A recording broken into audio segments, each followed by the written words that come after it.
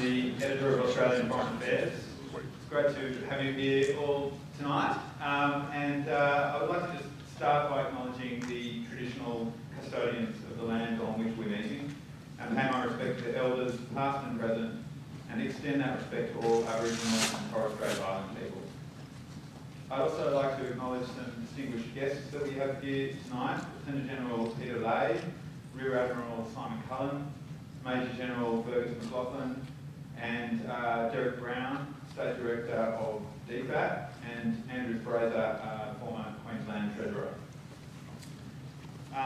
Well, it's a real pleasure to be here in Brisbane to launch this issue. Probably the right city to launch it, really. An issue which looks at Australia's relationship with the Pacific. The issue is titled Our Sphere of Influence, Rivalry in the Pacific. The issue looks at Australia's relations with the Pacific and its struggle, particularly recently, to retain influence and to continue to engage with its island neighbours.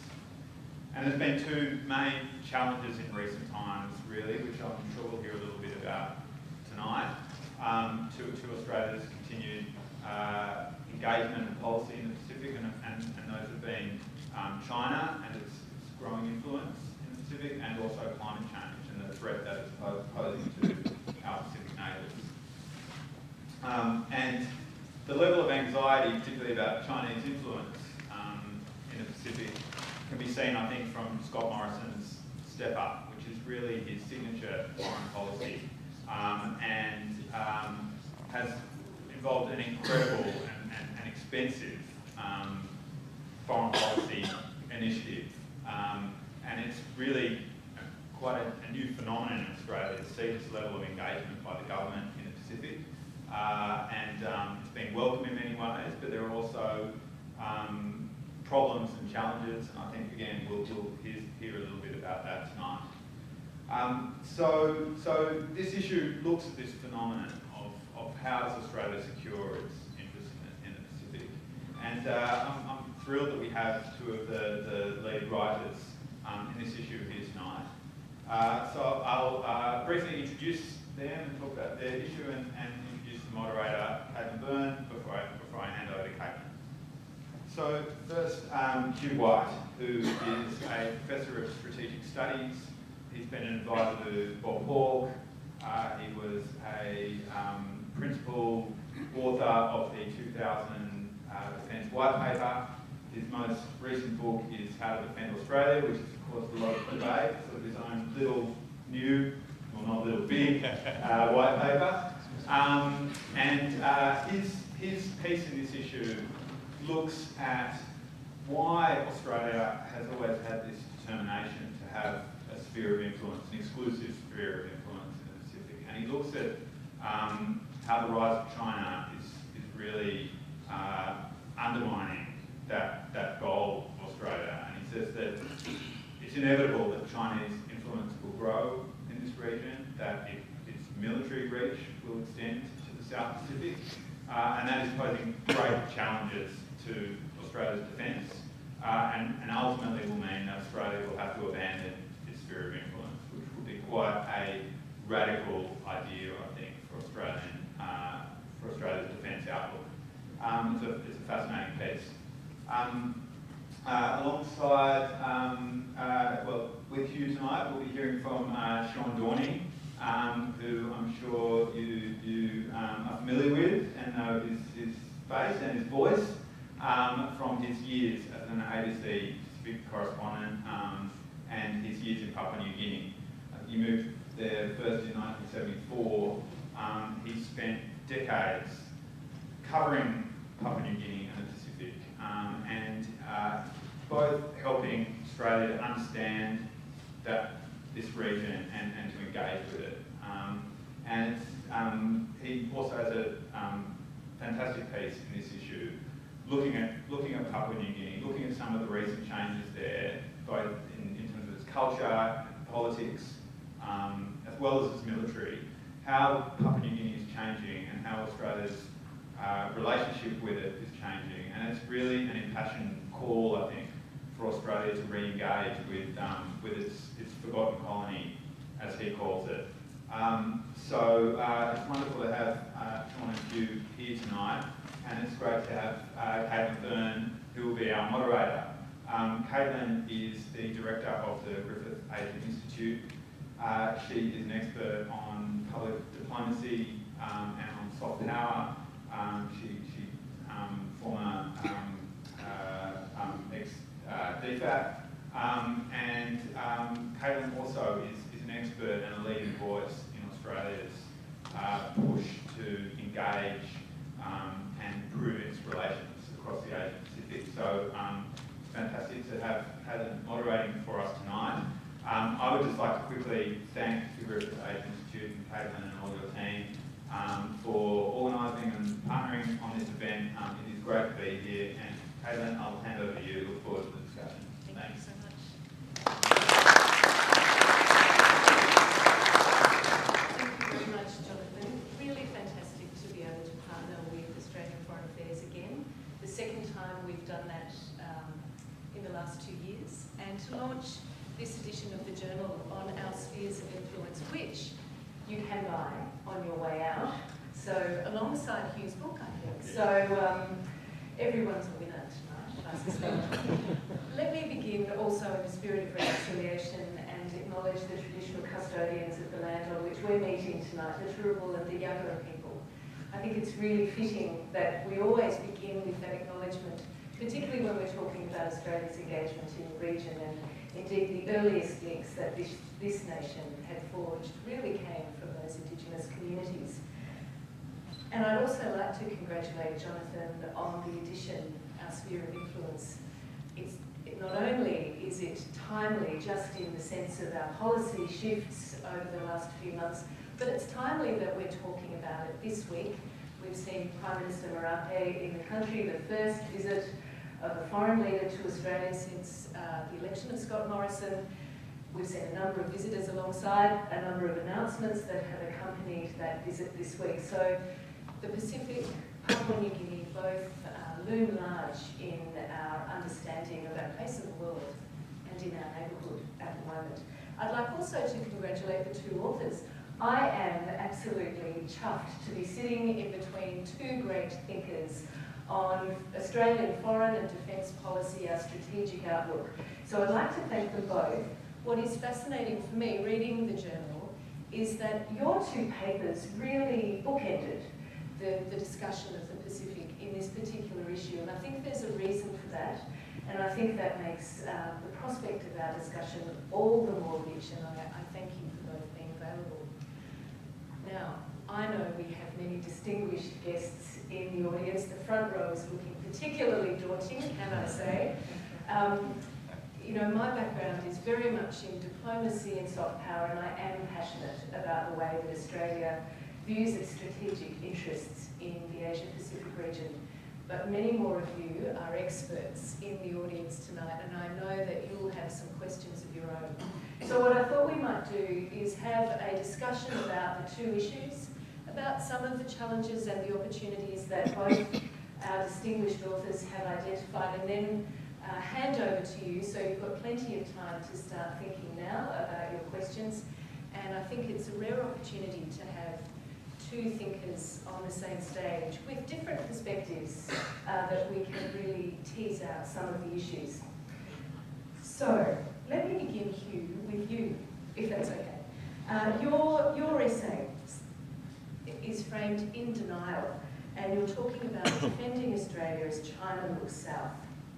You begin your piece with a comment on the view that we hold of the nations to our near north and northeast, and you say that Australians have never really found these nations in our neighbourhood interesting, nor important, nor even profitable, with a few exceptions, particularly around tourism, for example.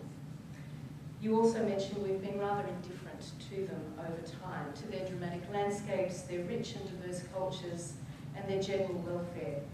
And we've really only pursued very limited opportunities for trade. But you do note that these islands nonetheless hold strategic significance and have done so since the Europeans really arrived in Australia. So I wonder if you can start going back in history a little bit where you start your piece and just explain that for us a little more. Well, very happy to do that. Very pleased to be here, Kate. And I can't say particularly about Peter to appear with Sean. Sean is one of those people who taught me, as he's taught so many others, including he's taught Australia, modern Australia, post-colonial Australia, about PNG in the Pacific. I first met Sean when I was a very young green journalist trying to work out what the hell was going on in PNG, and he was extraordinarily generous in helping me. And I've followed his guidance on these issues very much ever since. So the reason I started my essay with that bit of history, with that broad observation, is that it seems, at least remember I'm coming from a sort of defence and strategic policy perspective, but it seems to me, it's always been my experience working in government and my observation of history that whilst there's been different factors, there has been some trade and economic opportunities, plantations and so on, a bit of mining, the missionary enterprises of the 19th century and so on. But the thing that really drove Australia's initial recognition that it wasn't just an island isolated from the rest of the cosmos, but was an island amongst islands, and that we were surrounded by islands across our north. And it drew our predecessors' attention to those islands was the fear that they would become bases for attacks on Australia, a very primal strategic idea. And one of the things that struck me when you look at the way in which that first generation of Australian strategic thinkers, and these are primarily people in the 1860s and 1870s, at the time when they started to worry that the Pax Britannica wouldn't last forever. But they drew very much on, because they're almost all British, they drew very much on their British experience. And Britain had always been obsessed by the idea that the major power occupying the ports on the other side of the English Channel would be able to attack Britain and across the English Channel. And it was a kind of a no-brainer for people who came from that very strong strategic culture, and I must say very successful strategic culture, kept most of the invasions at base since 1066.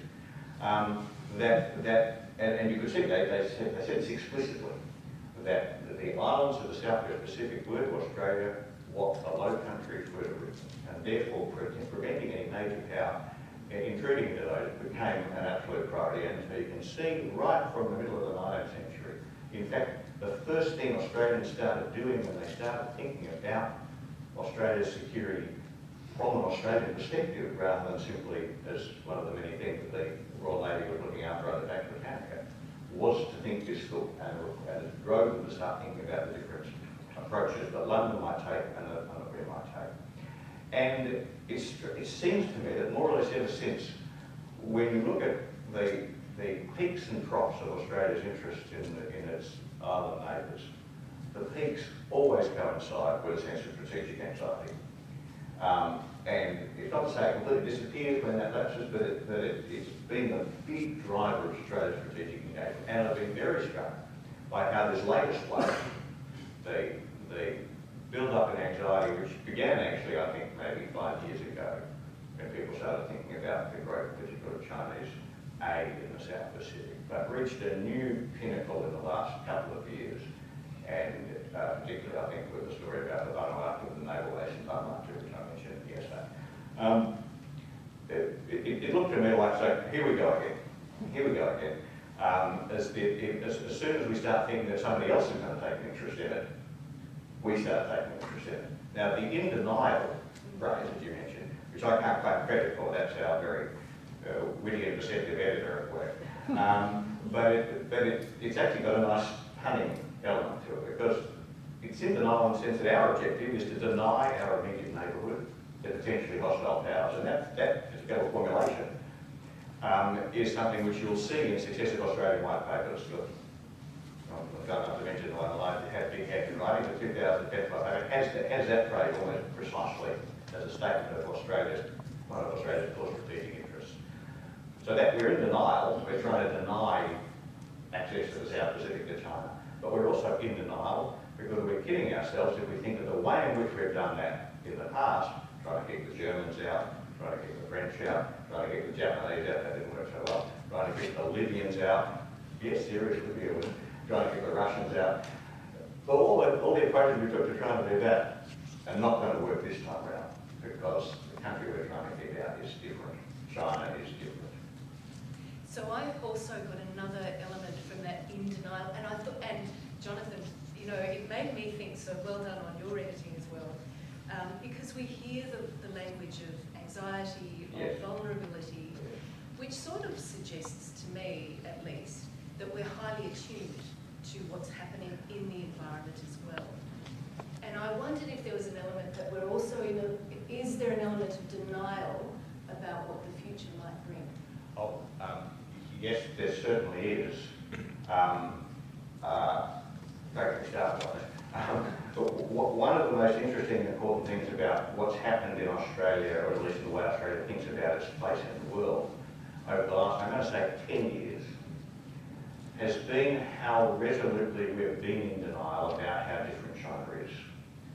How China's rise doesn't just constitute another day in the office in the Department of Foreign Affairs or the Department of Defence, because China is a qualitatively different kind of country from any we've encountered before, and the core reason for that is simply that it's bigger and richer. For the first time since European settlement, there is an Asian country with an economy bigger than that of our great and powerful friends, and it's going to keep getting bigger still. Now, there will be debate about the trajectory of China's economy, but I think we're in denial about the fact that what really matters is not what might happen in the future, what's already happened now. And so the sudden shock when people woke up to the fact that China might actually be challenging our position as the primary power in the Southwest Pacific was, if you like, a subset of the shock that we're experiencing when we realised that actually China is not just dominating, challenging our position as the primary power in the Southwest Pacific, it's challenging America's position as the primary power in Asia, and America's position as the primary power in Asia is the foundation of Australia's foreign policy and strategic policy. And so part of what we're seeing happening as the government steps up in the Pacific, if that's what it's doing, we might come back to that, is coming to terms with this much bigger trend of which this is a component, albeit a very important component part. So we will come back to some of that, in particular looking at China's role and the Pacific step up. But Sean, now I'd like to come to you, and you're going to notice we'll do this interplay between the wider strategic view of what's happening in Papua New Guinea, and it's a nice contrast, I think, for the discussion. Your paper is titled The PNG Awakening, Inside the Forgotten Colony, and you begin from a very different place.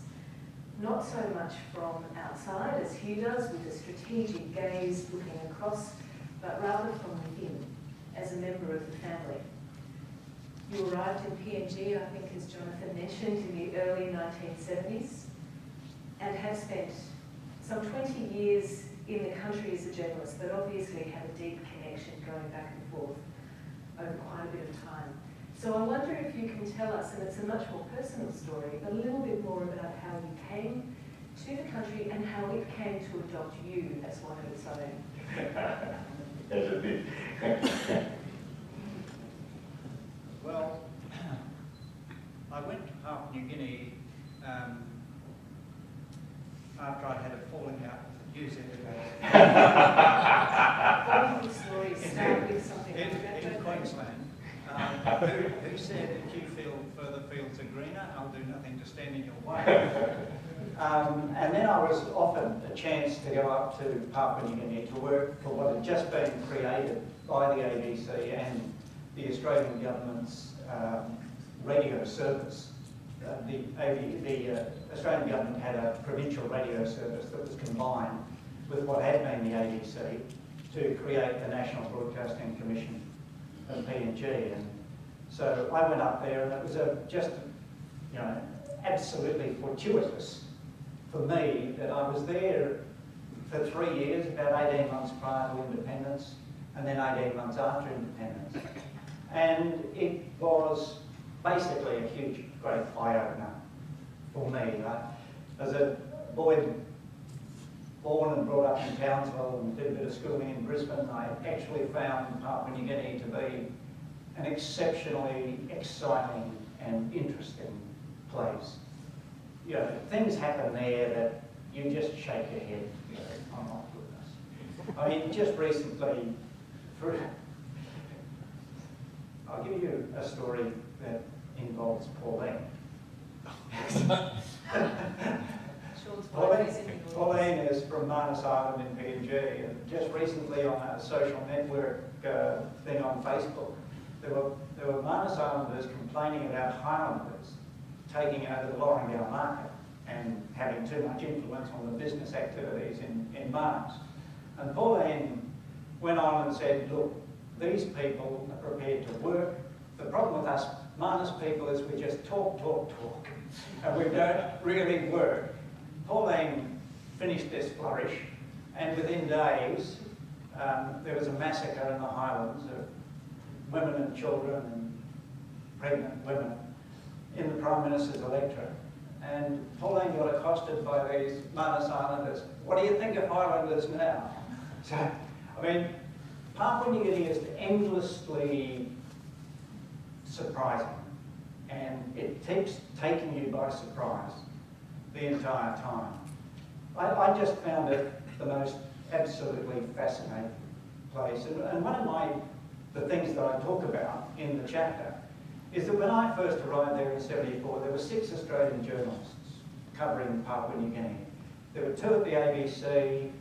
This doesn't include me because I was at the NBC, but there were 2 at the ABC, 1 with Fairfax, 1 with AAP, another with the Herald Weekly Times, and then there was a freelance journalist who was earning a decent income, sending stories off to all sorts of other Australian news outlets.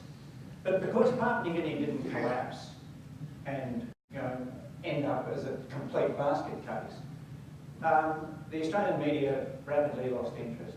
It is quite expensive to have a correspondent in Port Moresby, and all those organisations gradually pulled out. By the early 80s, there were only 2 left. That was AAP and the ABC. And then a few years ago, AAP decided to close its bureau. So Natalie Whiting, who's the ABC correspondent now, is basically battling all alone in PNG. And I do think that the Australian media has really dropped the ball a bit.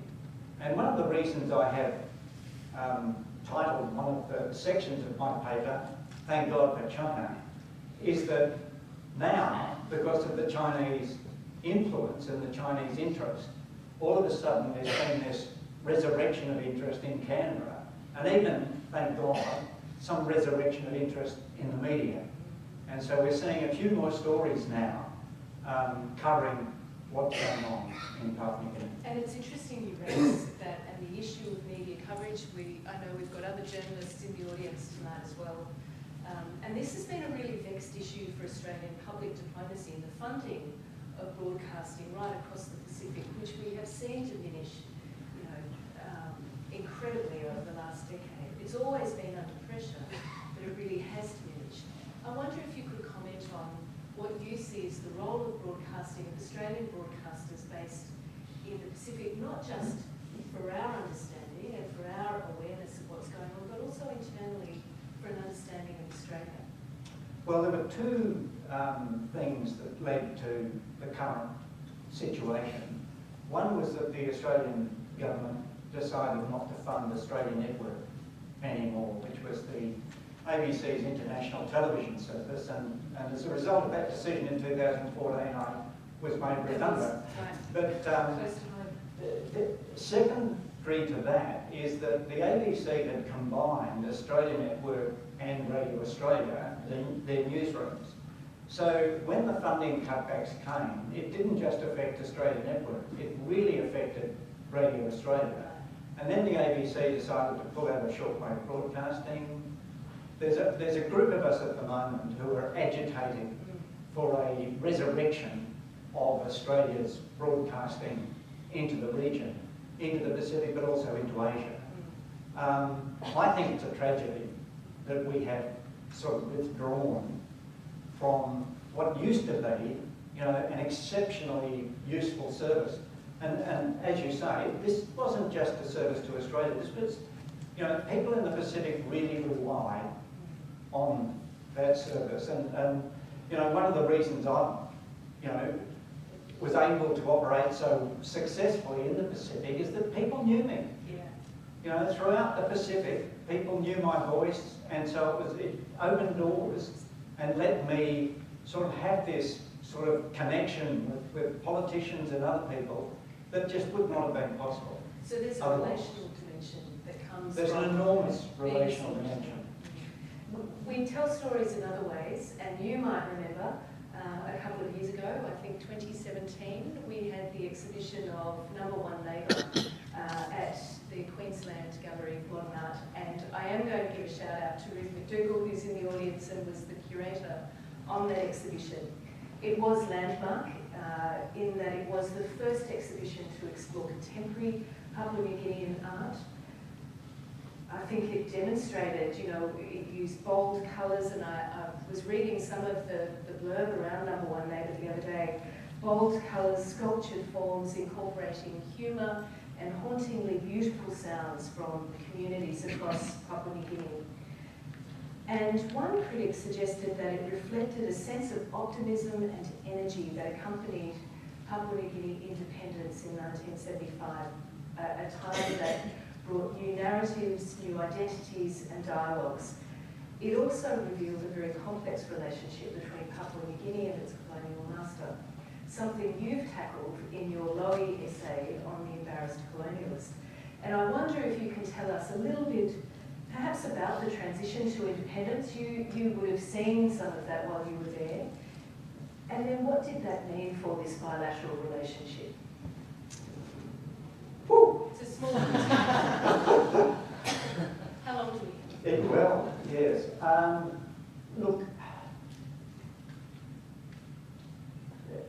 back in '74, there seemed to be a huge sort of level engagement across all sorts of different aspects of the relationship between Papua New Guinea and Australia.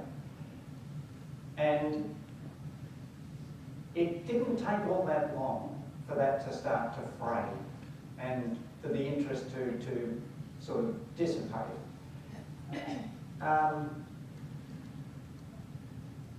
Cost is one of the reasons, certainly from the media's point of view. That was one of the reasons. The cost of maintaining correspondence in Port Moresby is not cheap, and prices rose very rapidly in PNG, especially for expatriates, you know, and the security issues and other things. So it became more and more difficult for news organisations, Australian news organisations, to maintain bureaus in PNG. And I think that that's sort of led to this diminution, you know, this dilution of interest in Papua New Guinea. Just give me offer a sort of government side anecdote about that. There used to be, maybe still is for all I know, an annual meeting of Australian and PNG ministers called the Australia Papua New Guinea Ministerial Forum. And the first one of those I attended when I was working for Kim Beazley as Defence Minister would have been about 1985, so a decade after independence. And I was very struck by the fact that as the ministerial delegations came together, every single one of those ministers from the Australian side knew at least one of his PNG counterparts from before they were in politics. They were mates of some sort. Now, no, they didn't all know all the others, but at least all of them had at least one person across the table they could relate to absolutely as people. Now, the last one I went to was my last year working in government, which was in 2000, and not a single one of the Australian ministers had ever met their Papua New Guinea counterpart before.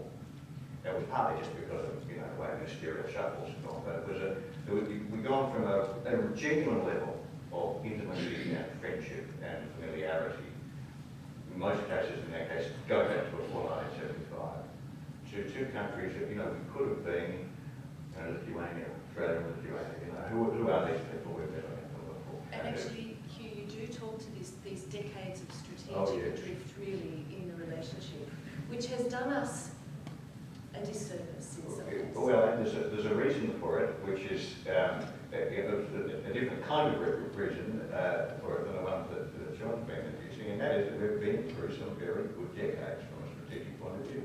There hasn't been any major power contesting America's position in Asia. There hasn't been any major power contesting Australia's position as the primary power in the South Pacific. The biggest worry we've had were the Libyans. I mean, it's not anything against Libya, but there was actually seriously. In the late 80s, there was a sudden upswell of concern when Libya started training the Vanuatu police force or something like that. But actually, for a few weeks there, it was the biggest issue that we were dealing with in Canberra. Now, the fact is that, you know, we've had it lucky, and so it's been possible for us to pay relatively little attention. And we've had some moments of anxiety and attention when we've seen internal security concerns, which, you know, obviously the drama and tragedy of Bougainville in the late 80s and into the 90s, and then the dramas in the Solomons, which led to Ramsey in the early 2000s.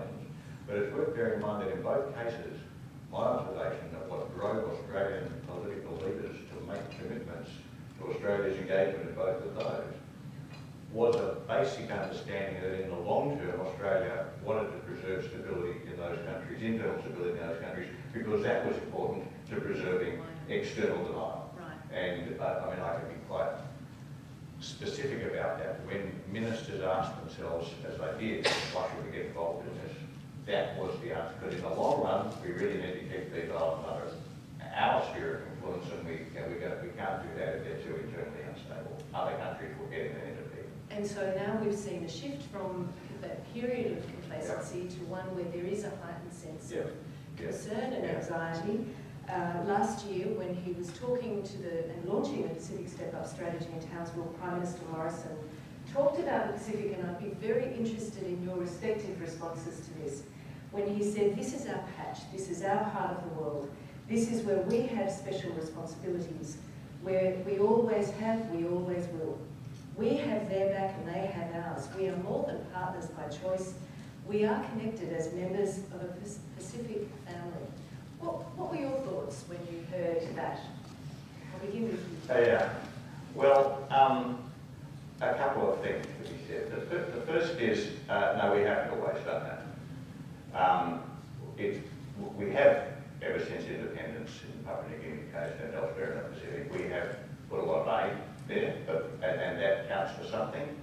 But I think it's been very easy for Australian governments to use aid as a substitute for genuine engagement, or at least a deeper engagement. It's become the kind of, you know, it's taken the place of the bigger and broader and fuller relationship we have with that. We haven't had, but we've allowed that intimacy and real engagement, familiarity to drop away for all the reasons that Sean's mentioned. And so I think it is just fanciful to say we've always done this. No, we haven't. That's why the step-up's required. But the other thing is I'm very suspicious of this language of family.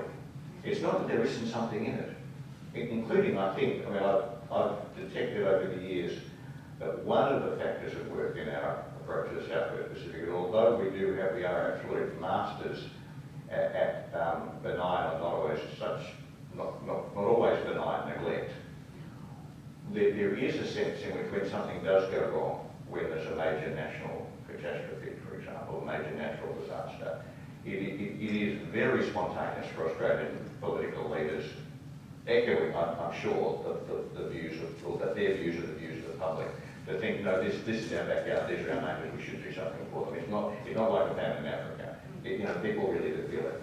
So it's not that there's nothing in that. But I do think language like family has got very difficult, complex connotations. I think there are probably some good connotations, but I think also some negative connotations. And one of the things that my sort of antenna immediately went up when he used that word family is, that sounds like asserting our position as the head of that family. And that's something we've got to be extremely careful about doing. Leadership is, in any culture, but I think particularly in Melanesian culture, it's not something you inherit, it's something you earn and you build. And you've got to make it so. So I think there was a bit of presumption about that. The last point, of course, is we might come to this a bit more later, is okay, that's good. Now what's actually going to happen? Let's see the action. And so I did think, I'll wait and see. And I'm not impressed so far. How will this family relationship unfold for Sean? For you, Sean, you do have family ties. Yes. How does this sit? Well, I have a very similar reaction in that I thought using the word family indicated that there were some parents around. Yeah.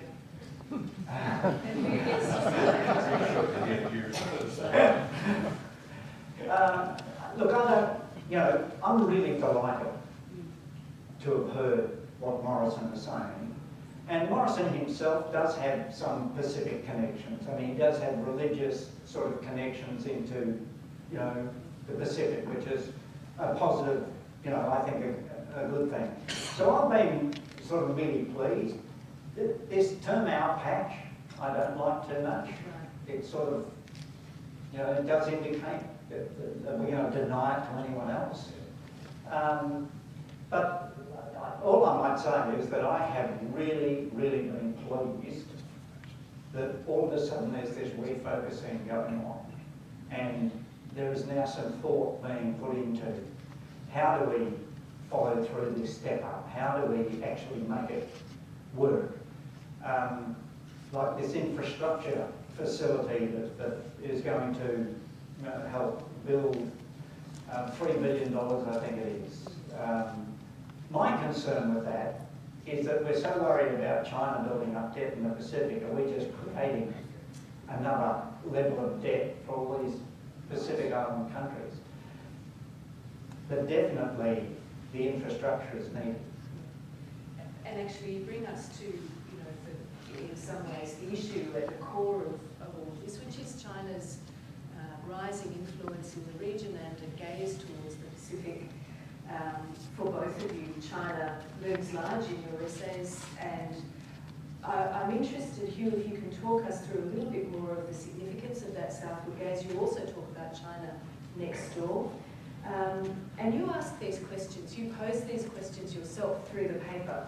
Why would China want a military base in the Pacific, and how hard, even if it wants to establish a military base, would it be to establish that presence? Yeah, no, it's a really fascinating question, and of course goes to, it's embedded within a broader question of what the hell is China after? What does China want? And that's a very big and complex and contestable topic in itself. Clearly one of the things China's doing is just out there trying to find markets and resources and so on, what any growing economy would do, and I don't think we should underestimate the significance of that set of motives, which even if we wouldn't regard them as entirely pure, or at least clearly understandable, you know, money is the purest of all motives and so on. But I do think it's prudent for us to judge that China also has a strategic agenda. And the strategic agenda, as I interpret it, and it's pretty crude, but I think it's not inaccurate, is that China aims to replace the United States as a primary power, at least in East Asia and the Western Pacific. And the Southwest Pacific is part of that. And as part of that, it's very natural for China to seek to establish a strategic position in the Southwest Pacific. Now, one of the reasons it wants to do that is precisely to show that it can. Leadership, of the kind I'm talking about, strategic leadership in a region, is a rather subtle and complex thing. And one of the ways in which to establish it is by showing that you can do things that other people don't want you to do. And so, for example, in South China Sea, China has asserted its leadership in that part of the world by building military facilities on rocks and reefs, which America said it didn't want it to do. And the fact that it's done it when America didn't want it to is itself a demonstration of China's growing strength. And so what I think at least one of the things that China is seeking to do as it builds a strategic presence in the Southwest Pacific, whether or not that actually involves a base, I'll come back in a minute, is to say to America and also to say to Australia that you don't know this patch. You can't keep us out. We are the leading power in this part of the world, and we will do what we want to do. And to that extent, it's worth bearing in mind that, in a sense, the harder we push back, the more we make a big thing of saying to the Chinese, you mustn't operate in this part of the world, the more benefit China gains when they do. The harder we want to say no, the weaker we look when they do it anyway. Now, on the point of military bases, this is a very rather perplexing thing. It does seem to me that in what you might call purely operational terms, a military base in the Southwest Pacific doesn't do much for China. There are two ways of thinking about this as part of China's broader strategy. One is that the Chinese have not actually hitherto been very strong on overseas bases at all. There is an argument that it's starting to seek bases, for example, in the Indian Ocean and Africa. There might be an emerging strategy there. But if China's doing that, it isn't, or at least it is, if they're smart, and I think they mostly are, that they think these really constitute serious military assets for major conflict. Bases like that, based so far from China, that are so close to Australia, is going to be very vulnerable to interdiction of its supply routes, if we have the right armed forces, and very vulnerable to destruction. So I don't think they're serious military assets any more than the island bases in South China Sea are.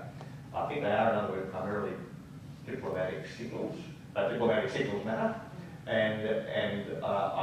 that reason, I think I think the story about the Vanuatu base probably was, as both the Chinese and Vanuatu said, a bit of a furphy.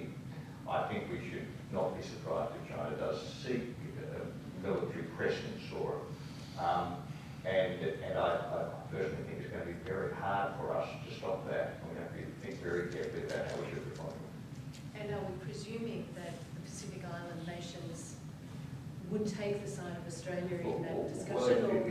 That goes back to this point about language and family. It's very easy for us to say from Canberra or Brisbane that, you know, we share values with these countries and therefore they'll do what we want.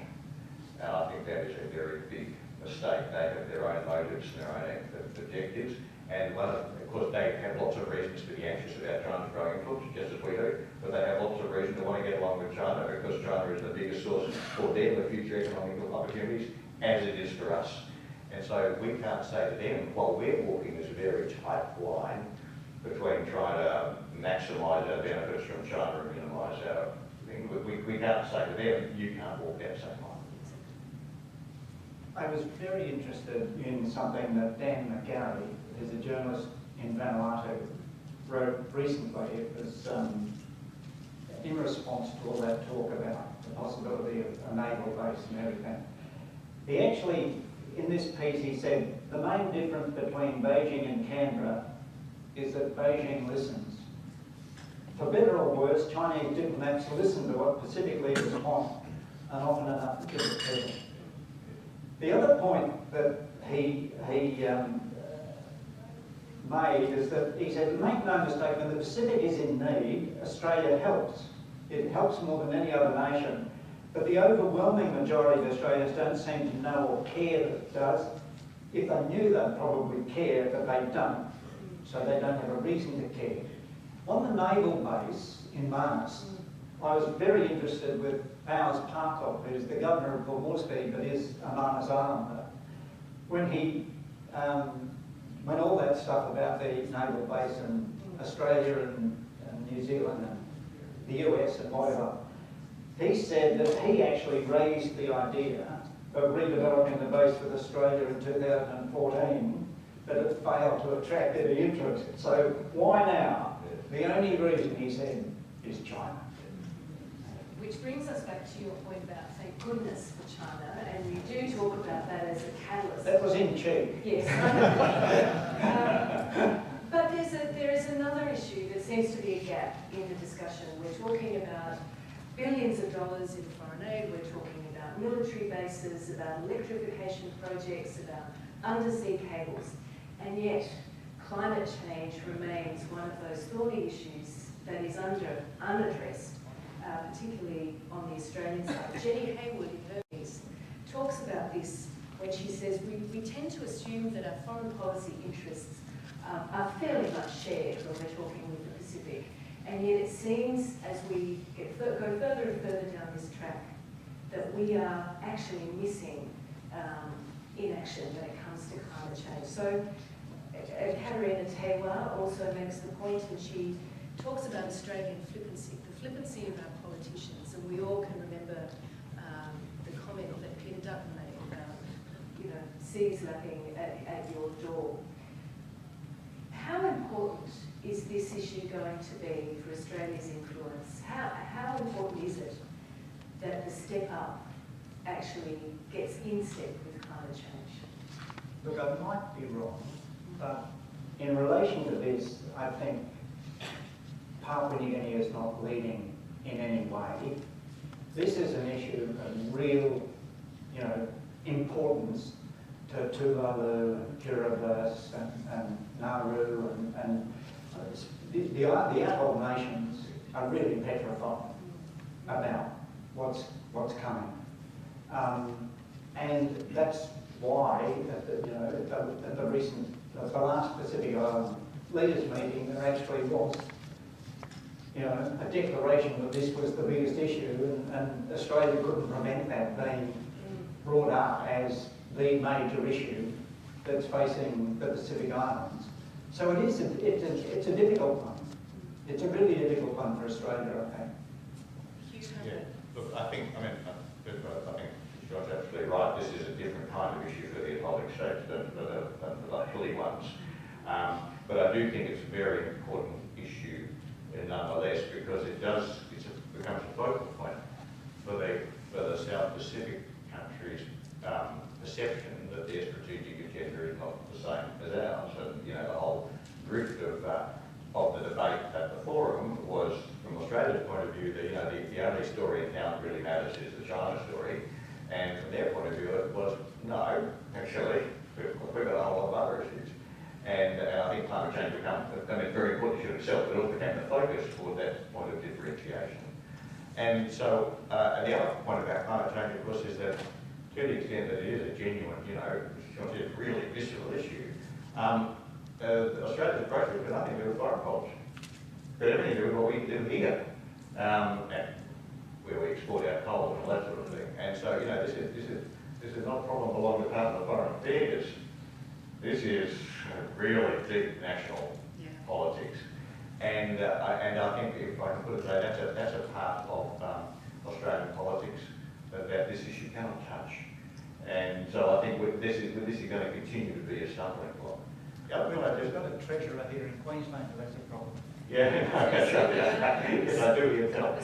But there's another point it's worth making, and that is, it's like Sean, I think it's great that the government is focusing on more investment in infrastructure, but we do have to remember that one of the key lessons we've learned through decades now of experience in supporting or attempting to support development in the Southwest Pacific, including PNG, is that infrastructure by itself doesn't work.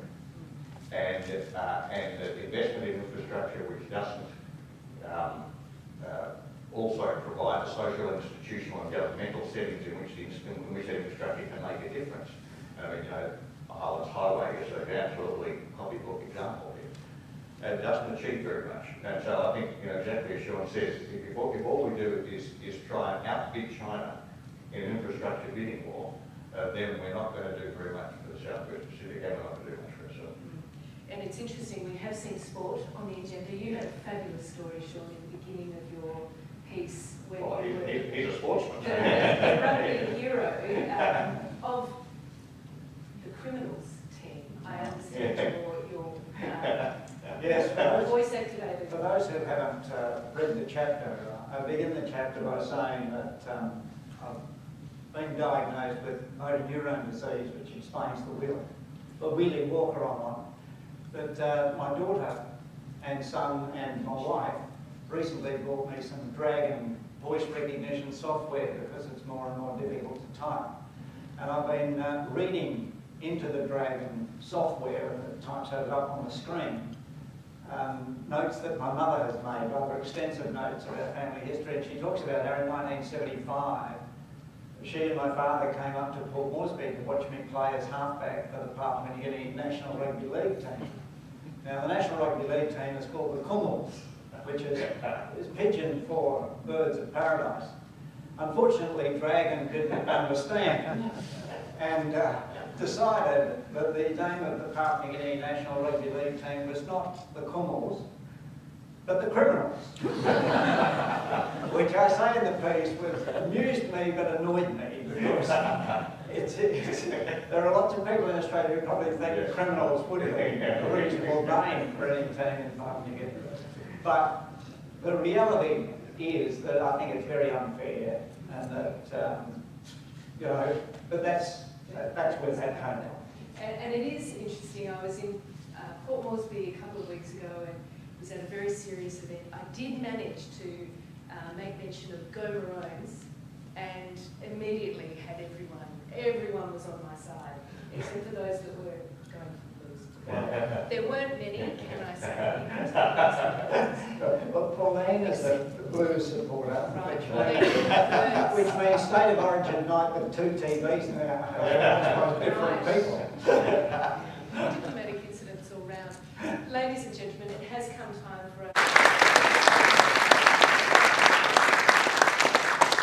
And that brings us to a close, but before you go, I do have a little end note that many of you will be interested in. When I was in Port Moresby recently, it was for the opening of the Library for Pacific Leadership and Governance, which is attached to the University of Papua New Guinea. And as part of that, we opened the Trude collection. And that was a donation by the late Senator Russell Trude, my predecessor, and about 1,500 of his personal and professional collection now sit in Papua New Guinea. It's a really important collection for us. And as many of you would have known Russell, probably an important connection for you. So thank you very much, ladies and gentlemen, and we'll see you next time.